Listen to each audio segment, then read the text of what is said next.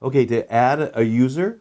Now, it used to be 15, but apparently now you can add up to 19 codes. So to add a user, I have to punch in my programming code, 984142, 3 blinks, then hit it again after it finishes blinking.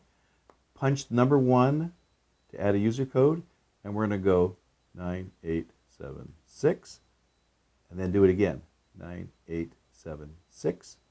We got a green. Let's just test it now.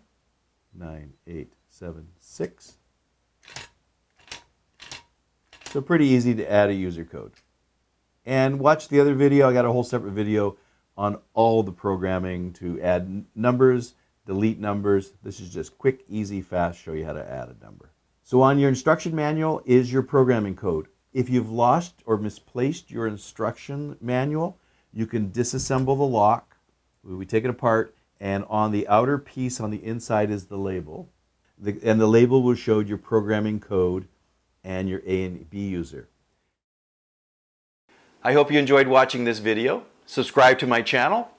Also, visit my website, and you can see what online locksmith training I have for beginners, intermediate, and advanced, as well as my covert methods of entry and my non-destructive methods of entry.